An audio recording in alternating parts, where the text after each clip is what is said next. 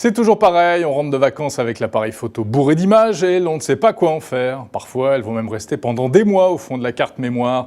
Et pourtant, il existe des solutions pour profiter pleinement de ces photos numériques. Alors, 3 mots-clés: organisation, stockage et partage. En ce qui concerne l'organisation de vos photos, le mieux, c'est de les ranger dans des petits dossiers bien identifiés. Par exemple, vous les classez par année, par mois, puis par événement. Vous pouvez utiliser des logiciels spécialisés comme ACDC ou iPhoto qui apportent plein de fonctions supplémentaires telles que la géolocalisation ou la retouche d'image. Attention quand même, car ces logiciels créent leur propre base de données et si vous cessez un jour de les utiliser, eh bien vous ne retrouverez pas forcément les noms des albums ou les mots-clés que vous avez créés.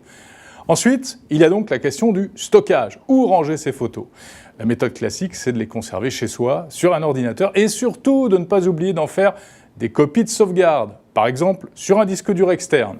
Il y a aussi d'autres solutions. Après un rapide sondage sur Twitter, plusieurs auditeurs nous ont conseillé par exemple l'usage d'un NAS. Un NAS, c'est un serveur de stockage accessible de n'importe où, en fait une boîte avec plusieurs disques durs à l'intérieur, et vous pouvez vous y connecter partout dans la maison ou encore de l'extérieur. C'est une sorte de cloud personnel. Sinon, il y a le cloud, le nuage informatique classique, qui permet de stocker et aussi de partager, c'est le 3e mot-clé, ces photos numériques. Alors ce ne sont pas les services qui manquent: Dropbox, SkyDrive de Microsoft, le cloud d'Orange, iCloud d'Apple, Flickr de Yahoo, Picasa de Google, des petits nouveaux également comme Everpix qui mérite le détour, ou encore Loom.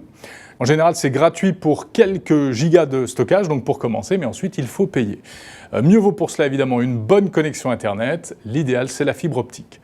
Comme aujourd'hui on prend beaucoup de photos avec son téléphone portable, les services de cloud sont de plus en plus souvent intégrés au smartphone. Par exemple, Flickr sera bientôt disponible dans iOS 7, le futur logiciel de l'iPhone. Vous prenez une photo et hop, celle-ci est immédiatement envoyée vers le nuage.